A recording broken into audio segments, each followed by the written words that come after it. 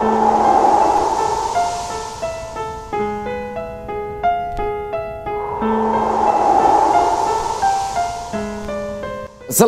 warahmatullahi wabarakatuh. Selamat malam semuanya teman-teman. Selamat datang kembali di channel kesayangan kita, channel Ilo Ekstrim. Dan dimanapun teman-teman berada, semoga teman-teman selalu dalam keadaan sehat walafiat tanpa kekurangan satu apapun. Amin amin rabbal alamin.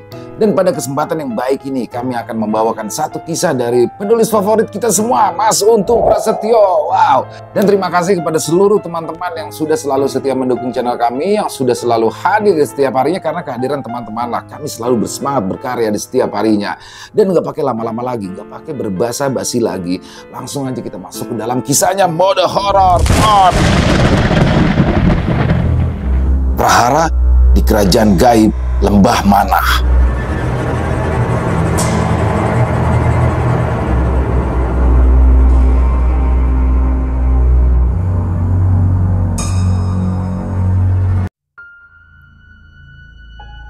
Setelah sosok Wisanggeni dapat dikalahkan oleh kakek berjubah putih yang datang membantu Mas Barno dan Mang Rois serta teman-temannya yang ikut membantu, akhirnya Mas Barno pun berpamitan kepada Bang Rois untuk pergi dari kediaman Haji Komar. Sementara itu, tawaran untuk mengurus masjid pun belum dikerjakannya karena Mas Barno ingin menjual rumah miliknya terlebih dahulu. Setelah kembali ke rumahnya, yang saat itu diurus oleh Pak Udin yang merupakan sahabat baik dari Mas Barno, Mas Barno pun langsung menceritakan kisah yang dialaminya kepada Pak Udin. Mas Barno sendiri ternyata masih memiliki kisah-kisah menarik yang berkaitan langsung dengan alam gaib serta makhluk-makhluk gaib yang pernah hadir di dalam kehidupannya. Baru saja 1 minggu, Mas Barno menempati rumah yang dulu dibelinya dari hasil menjual emas batangan yang dihadiahkan oleh sosok Wisanggeni kepada Mas Barno karena jasanya yang ikut membantu membebaskan sosok satria dari lembah mana tersebut. Mas Barno sudah mendapatkan kembali gangguan dari seorang dukun yang tinggal tidak jauh dari rumahnya tersebut. Sebelumnya Pak Udin juga telah memperingati Mas Barno untuk berhati-hati karena orang yang sudah 2 tahun tinggal di sekitar daerah tempat tinggal Mas Barno itu adalah seorang ahli supranatural dari golongan hitam. Karena merasa tidak memiliki permasalahan apapun dengan orang yang tinggal di dekat rumahnya itu, Mas Barno pun tidak terlalu menanggapi apa yang telah disampaikan oleh Pak Udin. Hingga suatu malam, Mas Barno pun merasakan langsung akan apa yang dikhawatirkan oleh Pak Udin. Malam itu, jam di ruang tamu rumah Mas Barno masih menunjukkan pukul 11 malam, tapi Mas Barno merasakan ada hal aneh yang belum pernah dirasakan sebelumnya. Tapi di sini Mas Barno tidak pernah mengira jika dirinya akan didatangi sosok jin bertubuh tinggi besar yang memiliki energi hitam kuat dan mencoba untuk menakut-nakuti Mas Barno. Sosok jin yang dapat dilihat dengan jelas oleh Mas Barno itu berdiri tepat di depan pintu utama rumahnya dan menatap tajam ke arah Mas Barno seolah sedang mencari tahu tentang siapakah sosok Mas Barno sebenarnya. Namun, Mas Barno yang saat itu tidak ingin mencari masalah dengan sosok-sosok makhluk gaib pun memilih diam dan bersikap biasa saja seolah ia tidak bisa melihat sosok jin yang terus memperhatikannya itu. Karena Mas Barno bersikap seolah tidak melihat sosok jin hitam tersebut, tidak lama kemudian sosok makhluk gaib tersebut terbang melayang menembus plafon di rumah Mas Barno, dan setelahnya sosok jin tersebut seperti mencari tempat untuk bisa menetap di dalam rumah Mas Barno dengan merubah wujudnya menjadi seekor ular hitam dan melingkar di bagian kayu yang terdapat di rumah Mas Barno. Semakin hari, Mas Barno pun merasakan suasana di rumahnya terasa berbeda. Mas Barno yang sebelumnya sering menghabiskan waktu di ruang tamu rumahnya, kini lebih memilih duduk-duduk di teras rumah sambil membaca buku-buku tentang agama yang sudah diberikan oleh Bang Rois sebelumnya. Karena merasakan jika mulai adanya serangan dari sosok makhluk gaib yang kini sudah bersarang di rumahnya, Mas Barno pun mulai memberikan sedikit pelajaran kepada makhluk astral yang sudah diperintahkan oleh tetangga dekat Mas Barno yang merupakan seorang ahli supranatural itu. Pada suatu malam, tepatnya malam kelima dari kedatangan sosok jin hitam yang kini telah menebarkan energi gelapnya di rumahnya itu, Mas Barno pun mulai memberikan perlawanan dengan cara melakukan ruqyah rumah mandiri. Dengan amalan-amalan yang dipelajarinya dari Haji Komar, Mas Barno pun mulai membacakan ayat-ayat suci Al-Quran pada sebotol air yang akan digunakannya untuk membuat pagar gaib yang akan mengurung sosok makhluk tak kasat mata itu. Karena tidak menyadari dengan apa yang akan dilakukan oleh Mas Barno sebelumnya, sosok jin kiriman itu pun mulai kebingungan ketika ia menyadari jika tempatnya berada mulai tertutupi dengan pagar gaib, sehingga sosok jin tersebut tidak dapat lagi berkomunikasi dengan orang yang menyuruhnya mengawasi Mas Barno. Karena merasa jika keberadaannya telah diketahui oleh Mas Barno, sosok jin bertubuh besar yang memiliki telinga runcing dan tanduk kecil di kepalanya itu pun langsung menampakkan diri di hadapan Mas Barno. Tapi lagi-lagi, Mas Barno hanya diam, seolah ia tidak mengetahui jika ada sosok makhluk gaib yang berada di dekatnya yang sangat ingin menyerangnya. Aku tahu kau dapat melihatku, manusia bodoh, ujar sosok makhluk gaib yang berdiri dengan tatapan tajam ke arah Mas Barno. Mendengar suara dari sosok makhluk tak kasat mata itu, Mas Barno hanya terdiam, tapi sebenarnya ia sedang menahan tawanya karena ia merasa telah berhasil membuat jin yang diminta oleh seseorang untuk mengawasinya itu menjadi kebingungan. Tidak usah pura-pura tidak melihatku. Ayo, hadapi aku sekarang, imbus sosok makhluk gaib itu sambil mempersiapkan energi besar untuk menyerang Mas Barno. Tapi dengan persiapan matang yang sudah dilakukan sebelumnya, Mas Barno tetap tenang dan ia sama sekali tidak menghiraukan sosok jin yang mulai mengancamnya itu.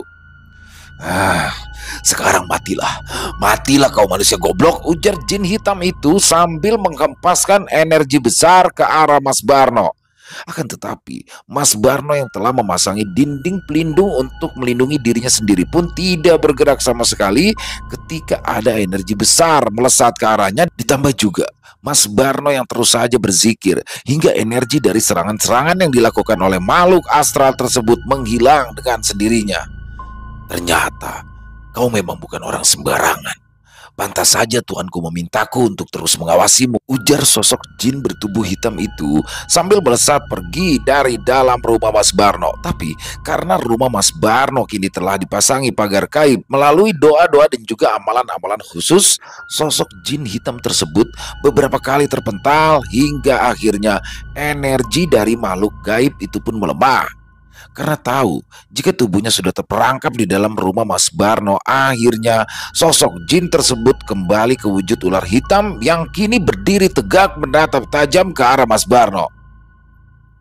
Saya bisa langsung membunuhmu dalam wujudmu yang seperti ini, wahai makhluk gaib, ujar Mas Barno sambil mengangkat sebuah bambu panjang yang diambilnya dari belakang rumah. Tanpa menjawab apa yang telah dikatakan Mas Barno sebelumnya, ular hitam yang menjadi perwujudan lain dari sosok jin jahat tersebut pun kembali ke wujud aslinya sambil terus menatap tajam ke arah Mas Barno.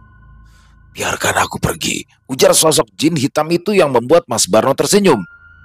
Siapa yang memintamu masuk ke dalam rumahku? Balas Mas Barno yang seolah-olah acuh tak acuh terhadap sosok jin yang cukup menyeramkan itu. Sambil menyalakan sebatang rokok yang ada di tangannya, Mas Barno hanya terdiam sambil menunggu jawaban dari sosok makhluk gaib yang terlihat sangat marah tapi sudah tidak mampu melakukan apapun lagi saat itu. Karena lama tidak menjawab pertanyaan yang diajukannya tadi, Mas Barno pun lalu keluar dari dalam rumahnya. Lalu ia duduk di kursi yang ada di teras depan rumahnya itu. Tidak berselang lama, muncullah sosok lelaki bertubuh kecil yang berdiri di depan pintu pagar rumah Mas Barno. Karena mengira jika orang itu adalah tamunya, Mas Barno pun langsung datang menghampiri orang tersebut. Lalu ia menyapanya. Tapi sapaan ramah dari Mas Barno sepertinya tidak didengar oleh orang asing yang berwajah masam itu. Dengan tanpa basa-basi lagi, orang tersebut pun lalu pergi dari depan pintu pagar rumah Mas Barno tanpa menghiraukan sapaan Mas Barno lagi kala itu. Walah, kok ada ya manusia seperti itu? Astagfirullah, gumam Mas Barno sambil mengelus dadanya. Beberapa saat kemudian, Mas Barno yang kembali duduk di teras rumahnya pun kembali dikejutkan oleh datangnya energi gelap yang mencoba masuk ke dalam rumahnya. Energi berkekuatan besar yang mencoba menerobos masuk itu tiba-tiba saja berubah menjadi sosok ular besar yang mengelilingi rumah Mas Barno. Ular dengan dua tanduk di atas kepalanya itu mulai mengeluarkan kilatan-kilatan cahaya, mencoba menyerang dinding gaib pelindung yang terpasang di rumah Mas Barno. Karena sudah merasa sangat terganggu dengan kehadiran makhluk-makhluk gaib yang dikirim oleh seseorang untuk mencelakainya itu, Mas Barno pun mulai menyerang sosok makhluk gaib berwujud ular besar yang sedang mencari celah untuk dapat masuk ke dalam rumahnya. Dengan kemampuan yang dimilikinya, Mas Barno malah membawa sosok ular besar itu masuk menembus dinding pelindung yang sengaja ia pasang untuk melindungi rumahnya. Setelah itu, pertempuran gaib pun terjadi hingga akhirnya sosok makhluk berwujud ular besar itu menyerah dan dimasukkan ke dalam sebuah botol kaca yang kebetulan ada di teras rumah Mas Barno. Bersamaan dengan itu, datang sosok makhluk gaib lainnya dengan energi yang lebih besar dan berdiri tepat di depan pintu pagar rumah Mas Barno. Sosok makhluk gaib yang memang sudah tidak asing lagi bagi Mas Barno itu tersenyum sambil menganggukkan kepalanya ke arah Mas Barno seraya memberikan hormat kepada Mas Barno. "Joyo Seno," seru Mas Barno yang langsung menghampiri sosok makhluk gaib tersebut yang tidak lain adalah sahabat dari masa lalunya yang juga adalah punggawa dari kerajaan Lembah Mana. "Bolehkah aku masuk, Barno?" ujar sosok Joyo Seno sambil memperhatikan pagar gaib pelindung yang terpasang di depan rumah Mas Barno. "Masuk, masuklah sahabatku," balas Mas Barno yang langsung membuat celah agar Joyo Seno dapat melintasi pagar gaib yang sudah dibuat oleh Mas Barno. "Apakah ada yang mengganggumu, Barno, sehingga kau memasang dinding pelindung gaib yang sangat kuat seperti ini?" tanya Joyo Seno yang masih saja mengedarkan pandangannya ke sekitar untuk melihat kekuatan yang terpancar dari dinding gaib milik Mas Barno itu. "Ya, sepertinya ada orang yang merasa terganggu dengan kedatanganku kembali ke rumahku ini, Seno," balas Mas Barno sambil menunjukkan botol kaca yang menjadi tempat sosok makhluk gaib berwujud ular yang telah berhasil ditangkap oleh Mas Barno. Baru saja Mas Barno dan Joyo Seno berbincang-bincang tentang sosok Wisang Geni, tiba-tiba saja muncul bola api yang begitu banyak menghujani atap rumah Mas Barno. Puluhan bola api tersebut terus saja menggempur pagar gaib yang melindungi rumah Mas Barno. Mengetahui hal itu, Joyo Seno pun langsung berdiri dan langsung mengeluarkan energi dalam tubuhnya yang begitu besar. "Sabarlah sedikit, Seno. Kita tunggu saja. Orang yang terus-terusan menyerangku datang untuk menjemput dua peliharaannya yang sudah berhasil aku kurung di sini," ujar Mas Barno yang terlihat begitu tenang menghadapi gempuran dari bola api dengan energi besar itu. "Luar biasa. Kau benar-benar sudah dapat menguasai dirimu sendiri, Barno," balas Joyo Seno yang langsung mengendurkan energinya dan kembali duduk dengan tenang melanjutkan perbincangan mereka. Setelah cukup lama berbincang-bincang, Joyo Seno pun langsung meminta Mas Barno untuk segera beristirahat. Joyo Seno juga bersedia untuk menjaga rumah Mas Barno dari serangan-serangan makhluk gaib yang diminta oleh seseorang untuk menyakiti Mas Barno kala itu. "Aku akan berjaga di sini, Barno. Kau perlu beristirahat untuk bisa memulihkan tenagamu," ujar Joyo Seno yang langsung dibalas anggukan kepala oleh Mas Barno. Baru saja beberapa saat Mas Barno terlelap, tiba-tiba saja Mas Barno dikejutkan dengan energi besar yang membuat hawa di dalam rumahnya terasa sangat panas. Selain merasa tidak nyaman, Mas Barno pun seperti mengkhawatirkan sesuatu yang membuatnya langsung terbangun dan keluar dari dalam kamarnya. Dan apa yang dikhawatirkan oleh Mas Barno pun benar-benar terjadi ketika rumahnya kini telah dikepung oleh puluhan makhluk gaib yang entah datangnya dari mana. Tapi anehnya, sosok Joyo Seno hanya duduk bersila tanpa melakukan apapun di saat-saat genting seperti itu. "Siapa mereka, Seno?" tanya Mas Barno yang kini sudah berdiri di sebelah Joyo Seno. "Bala bantuan yang akan menyelamatkan dua makhluk gaib yang telah kau kurung, Barno," balas Joyo Seno yang langsung membuka kedua matanya dan berdiri dari tempat duduknya. "Tenang, aku sudah memanggil teman-teman kita, Barno. Sekarang persiapkan dirimu untuk sebuah pertempuran gaib yang mau tidak mau harus kau hadapi lagi saat ini, Imbu Joyoseno menjelaskan. Ah, jika pertempuran gaib itu terjadi di sini, aku khawatir banyak warga yang akan mengalami imbas dari energi-energi hitam yang akan menyebar di sekitaran tempat ini, Seno. Balas Mas Barno sambil berpikir untuk mencari sebuah cara agar tidak ada orang yang menjadi korban akibat pertempuran gaib mereka. Bukalah pagar gaib yang sedang menjaga tempat ini, Barno. Setelah mereka semua masuk, aku akan menutupnya kembali dan kita hadapi mereka semua di tempat ini. Balas sosok Joyoseno menjelaskan. Tapi tunggulah sebentar lagi, Barno. Setelah Gondo dan Mahawira datang, baru kau bisa membuka pagar gaib pelindung ini. Imbu Joyoseno yang sebenarnya sudah tidak sabar lagi untuk segera bertempur. Setelah Joyoseno meminta kepada Mas Barno untuk membuka pagar gaibnya, seketika itu juga para makhluk gaib yang jumlahnya puluhan itu masuk dan langsung menyerang Mas Barno. Tapi jumlah banyak rupanya tidak membuat Mas Barno dan Joyoseno gentar. Akan tetapi, jumlah banyak itu rupanya tidak membuat Mas Barno dan Joyoseno gentar. Kedua makhluk berbeda alam itu pun langsung terlibat pertarungan yang tidak seimbang. Tapi tidak lama kemudian, muncullah sosok jin bertubuh besar dengan energi kebiru-biruan yang menyelimuti tubuhnya dan 4 tangannya yang masing-masing memegang senjata pusaka. Selain itu, ada juga sosok makhluk gaib lainnya yang tidak kalah sakti dengan tubuh manusia sempurna dengan kekuatan yang sangat besar. Satu persatu makhluk gaib yang diperintahkan oleh seseorang itu pun terbakar dan musnah menjadi kepulan asap hitam dengan bau yang sangat membuat perut mual. Beberapa saat kemudian tersisalah 4 makhluk dengan kesaktian tinggi yang kini sudah berhadapan satu sama lain dengan Mas Barno, Joyoseno dan juga Mahawira serta Gondo. Tapi kesaktian makhluk-makhluk yang menjadi perewangan seorang dukun sakti itu bukanlah tandingan dari Joyoseno, Mahawira, Gondo dan juga Mas Barno.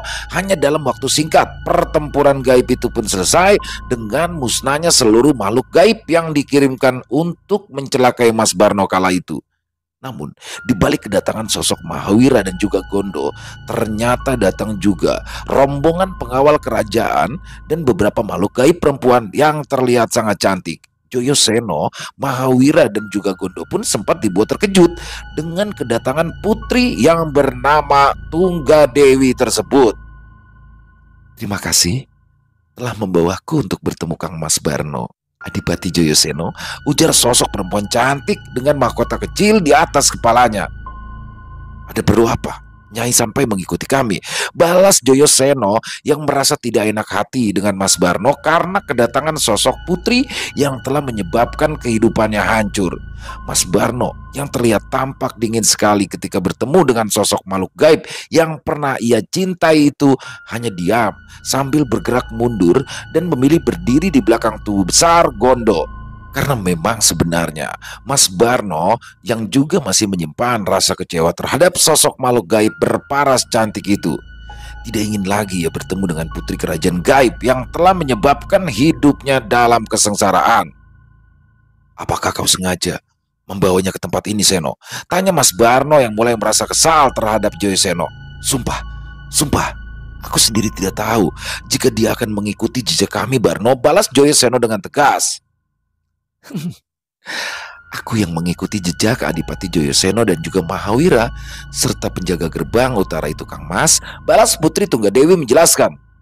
Untuk apa lagi kau menemuiku, Putri? Bukankah sudah tidak ada lagi apa-apa di antara kita? Balas Mas Barno yang langsung maju dan berhadapan langsung dengan sosok Putri Tunggadewi. Dengan wajah yang terlihat sangat sedih, sosok Putri Tunggadewi pun hanya terdiam sambil menundukkan wajahnya. Malam itu sebenarnya menjadi malam yang sangat dinambakan oleh sang putri setelah sekian lama ia tidak bertemu dengan kekasih pujaan hatinya. Kini ia dapat lagi memandangi sosok lelaki bertubuh tegap dengan wajah tampan yang selalu membuatnya rindu. Tapi malam itu juga menjadi sebuah malam di mana Putri Tunggadewi menyadari jika pertemuannya dengan Mas Barno adalah awal mula dirinya mendapatkan luka baru di dalam hatinya setelah mendengar apa yang diucapkan oleh Mas Barno. Maafkan aku, Putri. Aku tidak dapat lagi menjadi seseorang yang kau inginkan. Alam kita berbeda Jadi memang tidak seharusnya kita bersatu, ujar Mas Barno yang seketika itu juga membuat hancur perasaan Putri Tunggadewi. Tanpa menjawab sepatah kata pun yang telah diucapkan oleh Mas Barno, sang putri lalu langsung membalikan tubuhnya dan berjalan pergi meninggalkan kediaman Mas Barno bersama para pengawalnya. Maafkan aku Barno, aku sama sekali tidak mengetahui jika Putri Tunggadewi akan datang mencarimu, ujar Joyoseno yang merasa sangat bersalah karena sudah membuat Mas Barno harus kembali mengingat masa lalunya yang pedih itu. Tidak apa Seno, sepertinya saat ini Putri Tunggadewi benar-benar mengerti apa yang harus dilakukannya, balas Mas Barno yang kembali berbincang dengan Joyoseno, Mahawira dan juga Gondo. Setelah kejadian di malam itu, beberapa hari kemudian sosok dukun yang berkali-kali mencoba mencelakai Mas Barno dengan mengerahkan seluruh jin perewangan miliknya pun akhirnya tewas dan ditemukan sudah dalam keadaan membusuk di dalam kamar tempatnya mengobati atau menerima pasiennya.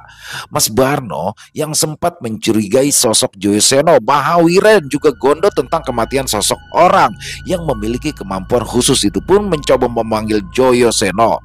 Tapi baik Joyoseno maupun Mahawira serta Gondo tidak ada yang menjawab panggilan dari Mas Barno kala itu. Beberapa bulan berlalu dari kejadian itu, Mas Barno pun mulai merasakan kehidupan tenang tanpa adanya gangguan dari sosok makhluk-makhluk gaib yang berusaha menyakitinya. Dengan membantu usaha milik Pak Udin, Mas Barno pun dapat mencukupi kebutuhan hidupnya saat itu. Akan tetapi, baru saja Mas Barno merasakan ketenangan hidup, tiba-tiba Mahawira datang menemui Mas Barno dan juga membawa kabar buruk tentang Joyoseno dan juga Gondo.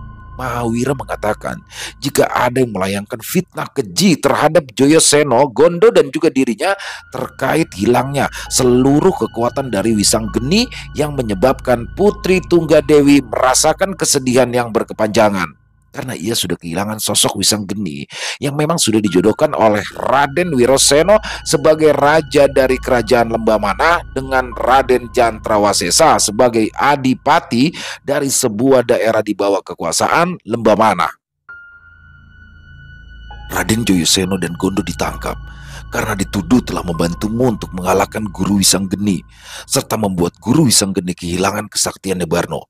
Andai saja aku tidak sedang melakukan tapa berata di puncak Giri Kedaton, mungkin saat ini aku juga akan bernasib sama seperti Raden Joyoseno dan juga Gondo, ujar Mahawira menjelaskan permasalahan yang sedang dialaminya saat itu. Tapi kenapa? Kenapa baru saat ini kalian dianggap membantuku untuk mengalahkan Wisanggeni, Wira? Kenapa tidak jauh-jauh hari setelah kekalahan dari Wisanggeni itu sendiri masalah ini muncul? Balas Mas Barno yang merasa ada sesuatu yang janggal perihal tertangkapnya Joyoseno dan juga Gondo. Benar juga apa yang sedang kau pikirkan Barno. Apakah semua ini ada kaitannya dengan Putri Tunggadewi yang telah dijodohkan dengan Guru Wisanggeni? Balas Mahawira yang baru saja menyadari adanya kejanggalan di balik penangkapan Joyoseno dan juga Gondo. Menurut Mahawira, setelah kekalahan Mas Barno ketika bertarung melawan Wisanggeni di bagian selatan dari wilayah kekuasaan kerajaan gaib Lembamana itu, Wisanggeni pun langsung mendatangi Putri Tunggadewi untuk menyatakan kesiapannya bersanding dengan putri dari sebuah kerajaan kecil di bagian selatan kerajaan Lembamana itu sendiri. Akan tetapi diam-diam Putri Tunggadewi yang memang masih mencintai Mas Barno pun meminta syarat kepada Wisanggeni untuk dapat segera mempersuntingnya, dan syarat yang diajukan Putri Tunggadewi kala itu adalah meminta kepada Wisanggeni untuk membawakan mustika damar kencana sebagai persembahan perkawinan mereka berdua. Apa kegunaan dari mustika damar kencana itu, Wira? Tanya Mas Barno yang merasa curiga dengan apa yang baru saja dikatakan oleh Mahawira. Aku sendiri belum tahu banyak tentang mustika itu, Barno. Tapi sepertinya mustika damar kencana itulah yang membuat adanya gesekan antara kerajaan dengan kadipaten. Balas Mahawira menjelaskan. Sulit sekali untuk memahami jalan pikiran makhluk anggun yang disebut perempuan itu, Barno, imbu Mahawira sambil menggelengkan kepalanya. Di satu sisi, dia meminta Guru Wisanggeni untuk membawamu ke kadipaten tempat ayahnya berkuasa.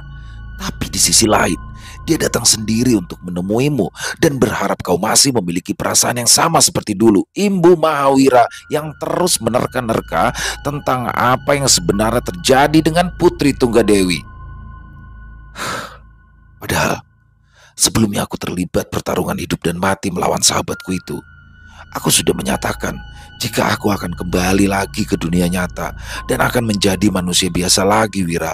Tapi Putri Tunggadewi memohon dan memintaku untuk tetap tinggal di Lembah Mana karena dia yang tidak mau kehilangan diriku, ujar Mas Barno yang mulai menceritakan kisah asmaranya dengan Putri Tunggadewi.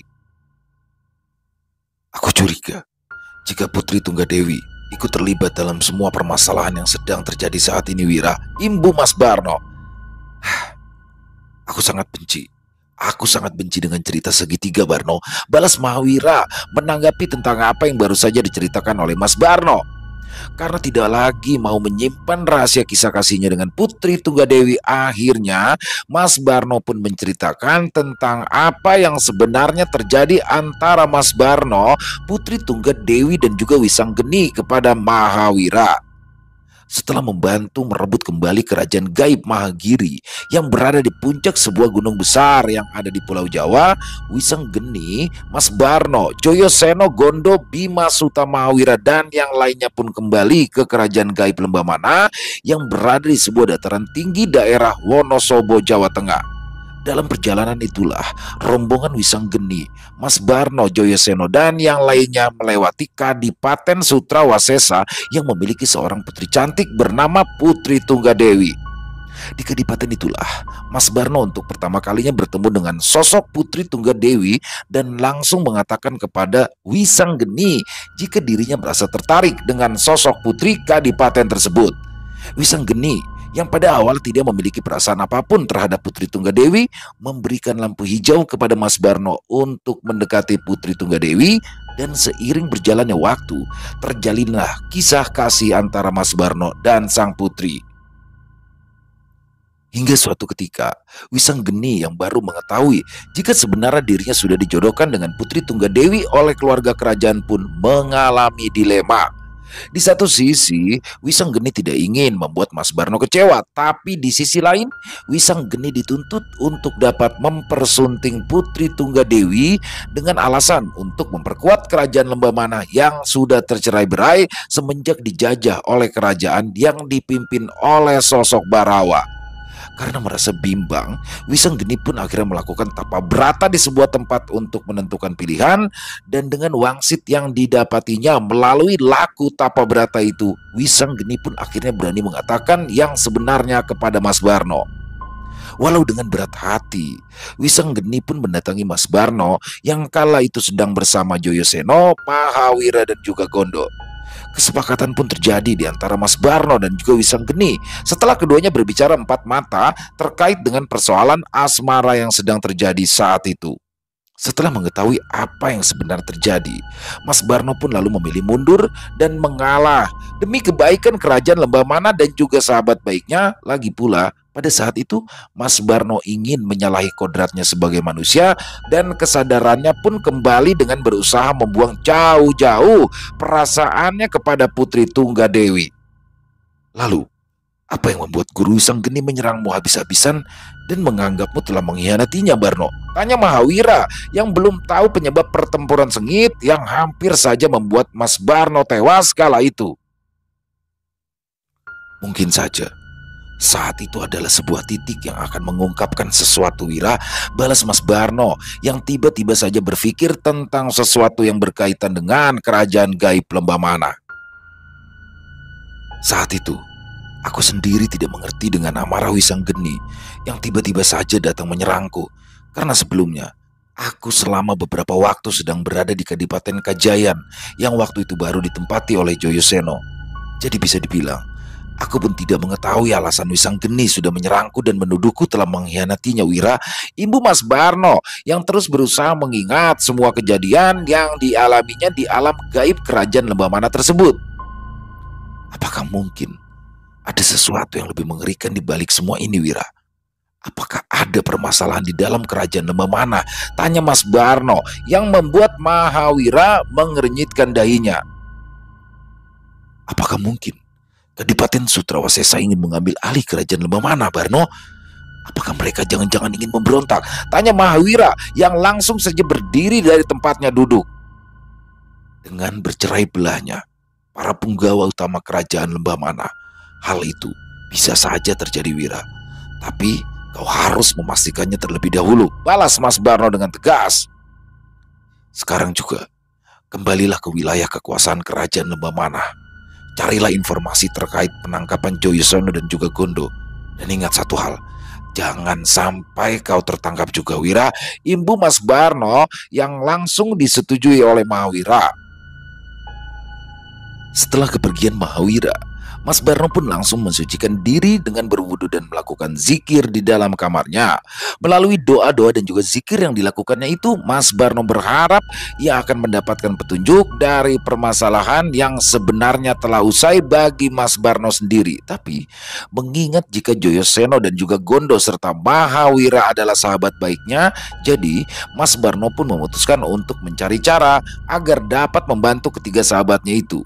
Di saat ia sedang berzikir itulah, Mas Barno pun kembali didatangi oleh sosok kakek berjubah putih yang telah membantunya mengalahkan Wisanggeni beberapa waktu yang lalu. Memang sudah menjadi garis kehidupanmu, Barno. Kau harus kembali terlibat sebuah permasalahan yang sebenarnya bukanlah menjadi kewajibanmu untuk membantu mereka. Akan tetapi, jika kau membiarkan permasalahan itu, maka sesuatu yang lebih besar akan mengancam keselamatan orang banyak, ujar kakek berjubah putih yang seluruh tubuhnya dikelilingi cahaya putih yang menyilaukan mata. Sekarang, ikutlah bersamaku. Aku akan menuntun mengajarkanmu beberapa ilmu yang dapat kau gunakan untuk membantu kerajaan gaib di dataran tinggi Pulau Jawa itu. Imbus sosok kakek berjubah putih yang dengan sesaat membawa tubuh Mas Barno berpindah ke alam lain. Di sebuah tempat yang sangat indah, di atas batu besar yang berada tepat di atas sungai yang airnya sangat jernih dan mengalir dengan perlahan, Mas Barno duduk bersila sambil membaca sebuah kitab yang sebelumnya telah diberikan oleh sosok kakek berjubah putih tadi. Entah sudah berapa lama Mas Barno terdiam sambil terus membaca kitab yang perlahan memendarkan energi dan masuk ke tubuhnya dengan rasa hangat yang dirasakan oleh Mas Barno. Selesai dengan kitab tebal, muncul sebuah kitab lagi di hadapan Mas Barno. Dan tanpa ragu, Mas Barno pun langsung meraih kitab tersebut lalu membacanya dengan penuh kesungguhan. Seperti air yang mengalir perlahan dari hulu sampai ke hilir. Apa yang dibaca Mas Barno pun dengan cepat dapat dimengerti dan dapat dipahaminya walau hanya sekilas ia membaca. Setelah menyelesaikan kitab ketiga yang dengan waktu singkat dapat dipahaminya, Mas Barno pun menerima sebuah tasbih kayu yang memiliki semerbak harum wangi dan juga memiliki energi besar yang terpancar dari kilauan cahaya yang mengelilinginya. Setelah itu, Mas Barno harus mendapatkan wejangan-wejangan khusus yang harus digunakannya untuk menolong sesama.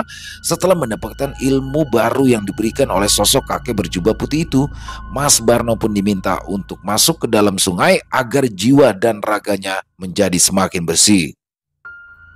Yang harus selalu kau ingat adalah tidak ada kekuatan apapun yang dapat menandingi kekuatan Allah, pemilik alam semesta ini, Barno.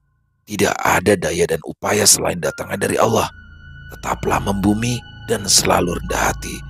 Dan jangan sekalipun kau berlaku sombong kepada siapapun, ujar sosok kakek berjubah putih yang mengakhiri pertemuan Mas Barno kala itu.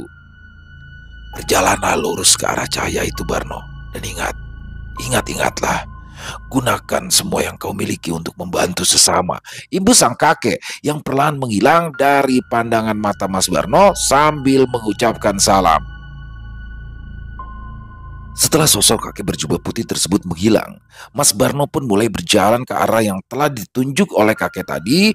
Dan setelah melewati cahaya putih itu, Mas Barno pun tersadar dengan tubuhnya yang masih bersila di dalam kamarnya sambil memegang tasbih pemberian sang kakek tadi. Ada energi besar yang terus melindungi tubuhmu, Barno. Dari mana saja kau selama berhari-hari ini? Tanya Mahawira yang telah duduk bersila di hadapan tubuh Mas Barno. Aku baru saja dibawa kakek yang telah menolongku ke sebuah tempat untuk mempelajari beberapa kitab dan juga tentang ilmu-ilmu lainnya, Wira. Jawab Mas Barno menjelaskan.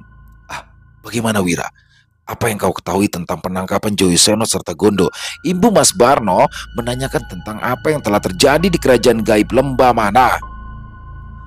Kerajaan Lembah Mana yang dipimpin oleh Raden Wiroseno atau ayah dari Joyoseno itu telah jatuh ke tangan Adipati Jantrawasesa yang dibantu Barawa dan pasukan kecilnya Barno. Pemberontakan yang dilakukan Jantrawasesa terjadi karena Wisanggeni sudah tidak lagi dapat melakukan apapun saat ini. Balas Mahawira menjelaskan tentang apa yang telah terjadi di kerajaan Lembah Mana. Lalu, di manakah sekarang keberadaan Raden Wiroseno dan Bimasuta Bradawira? Tanya Mas Barno yang terkejut mendengar apa yang telah terjadi pada kerajaan gaib Lembah Mana. Sedang dalam pelarian menuju ke kerajaan Mahagiri, Barno. Setelah ini, aku akan menyusul mereka ke Mahagiri untuk meminta bantuan kepada Raden Wijangka. Balas Mahawira menjelaskan. Baik, kalau begitu, aku ikut bersama Muwira. Aku akan ikut merebut kembali kerajaan Lembah Mana. Balas Mas Barno. Setelah itu, Mas Barno pun bergegas menuju ke rumah Pak Udin dan menceritakan tentang permasalahan yang kini dihadapinya. Pada awalnya, Pak Udin melarang Mas Barno untuk kembali terlibat dalam hal-hal gaib yang berkaitan dengan kerajaan Lembah Mana. Sebagai seorang sahabat yang sangat menyayangi Mas Barno, Pak Udin tidak ingin jika Mas Barno kembali tertimpa masalah besar yang akan membahayakan keselamatannya. Tapi Mas Barno yang dapat menjelaskan dengan baik kepada Pak Udin tetap bersikeras untuk membantu membebaskan sahabat gaibnya, yaitu Joyoseno dan juga Gondo. Setelah kembali meminta untuk mengurus tubuhnya, ketika Sukma Mas Barno pergi nanti, Pak Udin pun langsung menyiapkan satu kamar khusus di dalam rumahnya sebagai tempat di mana tubuh Mas Barno ditinggal. Mas Barno pun kembali menyerahkan rumah miliknya kepada Pak Udin untuk sementara dikontrakan kepada orang selama ia bepergian. Karena tentunya kepergian Mas Barno ini akan membutuhkan waktu yang cukup lama. Setelah semua urusan yang berkaitan dengan Pak Udin selesai, Mas Barno pun langsung diantarkan Pak Udin ke sebuah kamar yang berada di lantai 2 rumahnya. Di tempat itulah Mas Barno melepas sukmanya dan pergi bersama Mahawira ke kerajaan gaib Lembah Mana yang berada di puncak sebuah gunung besar di Pulau Jawa. Mahawira yang dapat menelusuri jejak dari pasukan Raden Wiroseno dan juga Raden Bimasuta akhirnya dapat bertemu dengan dua punggawa utama kerajaan Lembah Mana sebelum naik ke puncak gunung untuk masuk ke kerajaan Mahagiri. Di sana sempat terjadi sedikit perdebatan tentang kehadiran Mas Barno yang rupanya sudah tidak disukai oleh para punggawa-punggawa kerajaan Lembah Mana di bawah kepemimpinan Raden Wiroseno. Tapi dengan kesabaran yang luar biasa, akhirnya Mas Barno pun menjelaskan tentang apa yang sebenarnya terjadi antara dirinya dengan Wisanggeni dan juga Putri Tunggadewi. Aku memang meminta Wisanggeni untuk menikahi putri dari Jantrawasesa agar tidak terjadi perpecahan di dalam kerajaan Lembah Mana yang baru seumur jagung terbebas dari kerajaan Barawa. Tapi sepertinya anak dari Jantrawasesa itu lebih memilih Barno dan menggunakan segala macam cara untuk mendapatkannya. Ujar Raden Wiroseno menjelaskan apa yang sebenarnya terjadi antara Mas Barno, Wisanggeni dan juga Putri Tunggadewi. Tapi aku sendiri belum tahu kenapa Wisanggeni bisa sangat membenciku, Raden. Tanya Mas Barno yang masih sangat penasaran dengan apa yang sebenarnya terjadi dengan sahabat gaibnya tersebut. Fitnah. Fitnah memang lebih kejam dari apapun, Barno. Aku mendapatkan kabar dari telik sandi kerajaan bahwasanya Putri Tunggadewi meminta punggawa kadipatennya untuk membuat Wisanggeni terbakar cemburu hingga ia merasa sakit hati padamu dan menginginkanmu mati atau menjadi budak di Kadipaten Geni Cakrabuana. Ujar Raden Wiroseno menjelaskan tentang apa yang sebenarnya terjadi kepada Wisanggeni. Saat itu Wisanggeni melihatmu sedang bercumbu mesra dengan Putri Tunggadewi. Ia lalu merasa sangat marah dan meminta izin padaku untuk menghukummu. Imbu Raden Wiroseno lagi. Jadi apa yang dilihat Wisanggeni itu ternyata bukanlah Barno. Begitu, Raden? Tanya Bimasuta yang juga merasa sangat penasaran. Benar sekali, Bima. Semua itu adalah perbuatan dari putri kadipaten itu yang memang sudah merencanakan sesuatu untuk membantu ayahnya mengambil alih kekuasaan di kerajaan Lembah Mana. Jawab Raden Wiroseno. Lalu, apakah benar Jika Wisanggeni itu memberikan mustika damar kencana kepada Putri Tunggadewi, Raden, tanya Mas Barno yang masih penasaran dengan kisah dari Mahawira tentang mustika damar kencana yang diminta oleh Putri Tunggadewi itu. Tanpa sepengetahuanku, Wisanggeni memang mengambil mustika damar kencana yang merupakan mustika kerajaan. Tapi sebenarnya, mustika yang kini ada di tangan sang putri itu adalah mustika palsu. Karena mustika yang sesungguhnya ada di dalam tubuhku sebagai pemimpin dari kerajaan Lembah Mana, jawab Raden Wirasena. Tapi walaupun begitu, aku tetap meminta kepada Wisanggeni untuk mengambil kembali mustika itu dari tangan sang putri sebagai bentuk tanggung jawabnya atas segala kecerobohan yang telah dilakukannya. Tapi sang ratu meminta menukar mustika itu dengan sukmamu, Barno. Dia beralasan akan menjadikanmu pelayan di kadipatennya. Imbu Raden Wirasena menjelaskan semua yang diketahuinya kepada Mas Barno dan juga kepada seluruh punggawa kerajaannya. Perlahan-lahan terungkap sudah permasalahan yang membuat Mas Barno harus mengalami perjalanan hidup yang sangat pahit. Berawal dari kisah asmaranya dengan Putri Tunggadewi hingga dirinya yang harus bertempur melawan sahabatnya sendiri karena sebuah rencana jahat yang sedang dijalankan oleh Raden Jantrawasesa yang ingin merebut tahta kerajaan gaib Lembah Mana. Setelah itu, rombongan Raden Wirasena dan Bima Suta serta Mas Barno dan Mahawira pun melanjutkan kembali perjalanan mereka menuju ke kerajaan gaib Mahagiri untuk nantinya meminta bantuan dari kerajaan tersebut. Kedatangan Raden Wirasena pun disambut baik oleh Raden Wijangka yang merupakan raja dari kerajaan Mahagiri. Selain itu, Raden Wijangka pun mau menampung keluarga Raden Wirasena serta punggawa kerajaan lainnya yang masih tersisa di Mahagiri. Mas Barno pun ikut menyusun rencana untuk menyerang kerajaan Lembah Mana dan membebaskan Wisanggeni, Joyoseno, Gondo, dan para punggawa kerajaan yang berhasil tertangkap sebelum perang besar terjadi kala itu. Selain itu, Mas Barno pun diminta memimpin pasukan untuk membebaskan Joyoseno, Gondo, serta Wisanggeni. Mas Barno yang kini dinilai memiliki kesaktian yang berbeda pun menyanggupi permintaan Raden Wijangka yang mulai menyusun rencana dan mengerahkan para punggawa kerajaan terbaiknya untuk merebut kembali kerajaan Lembah Mana dari tangan Jantrawasesa dan juga Raja Barawa.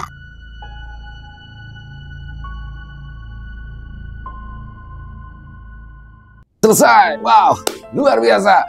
Kisah yang sangat luar biasa dari Mas Untung Prasetyo dan di sini Mas Barno ya. Ilo Ekstrim ada Mas Barno dan sosoknya sangat mengagumkan ya, dimana buat teman-teman yang mungkin baru bergabung bisa mengikuti di awalnya Mas Barno ini adalah di kisah kelam si merebut masjid ya. Jadi di mana sosok Mas Barno di masa lalunya itu bertarung dan dia melanglang buana di kerajaan gaib ya, sehingga dia bisa berteman dengan Wisanggeni, dengan sosok Joyoseno dan lain-lain. Dan kali ini setelah dia mencoba mundur teratur karena dia sempat jatuh cinta dengan putri dari kerajaan gaib, tapi setelah itu dia mundur teratur dan berusaha kembali ke kehidupan normalnya ya.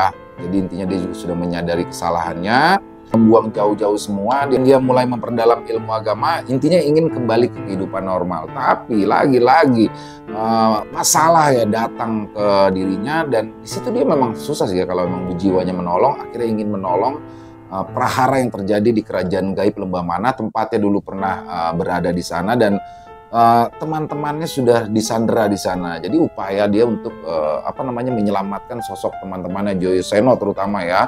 Dan buat Mas Untung jangan pakai lama ya, kelanjutannya langsung juga. Dan buat Sudiro juga tuh digas lagi Mas Untung. Teman-teman udah banyak yang nunggu ini. Dan overall kisahnya tadi keren banget. Semoga teman-teman juga bisa terhibur ya. Mari kita ambil yang baik-baiknya saja dan dibuang yang buruknya. Dan silakan buat teman-teman yang mungkin punya komentar lain ya, punya pendapat lain, silakan bisa dituliskan di kolom komentar ataupun hanya sekedar saling menyapa, silakan. Insya Allah kami akan membalasnya satu persatu. Dan buat teman-teman yang suka dengan video barusan, bisa diklik tombol like-nya, tombol jempolnya, atau bisa juga di-share ya link videonya ini ke teman-teman yang lain agar juga ikut terhibur. Dan buat teman-teman mungkin yang baru gabung atau yang sudah lama gabung ternyata belum subscribe, yuk diklik tombol merah subscribe-nya, jangan lupa lonceng notifikasinya dinyalakan agar teman-teman selalu mendapatkan notifikasi dari konten-konten yang akan kami upload selanjutnya. Dan untuk channel Ilo Ekstrim ini kami upload di setiap harinya, di setiap malamnya, setiap jam 7 malam waktu Indonesia bagian Barat. Dan buat teman-teman mungkin yang punya kisah horor misteri ya, yang diangkat dari kisah nyata, yang berdasarkan pengalaman pribadi. Jadi pengalaman pribadi di sini bisa pengalaman pribadi teman-teman ataupun bisa pengalaman dari keluarga atau dari lingkungan sekitar, boleh ya, bebas, silakan. Apabila mungkin berkenan dibawakan di channel kami, bisa mengirimkan kisahnya ke nomor telepon yang ada di bawah sini dan bebas ya. Dalam bentuk tulisan boleh, dalam bentuk rekaman suara atau voice note atau boleh, senyamannya teman-teman aja. Untuk yang sudah mengirimkan kisah kami ucapkan terima kasih. Untuk yang sudah mengirimkan kisah tapi belum sempat dibawakan, harap bersabar ya karena harus melalui proses penggarapan terlebih dahulu. Dan di akhir kata, saya Ilo mengucapkan permohonan maaf apabila mungkin dalam pembawaan kisahnya ada kata-kata saya yang salah ataupun ada kata-kata saya yang kurang berkenan. Saya mohon dibukakan pintu maaf yang seluas-luasnya. Dan sampai berjumpa lagi di konten-konten kami selanjutnya yang pasti tidak kalah ngerinya, yang pasti tidak kalah seramnya. Masih bersama saya Ilo di channel Ilo Ekstrim. Salam sehat, sukses selalu untuk kita semua. Jangan lupa bahagia, tapi jangan pura-pura bahagia. Assalamualaikum warahmatullahi wabarakatuh.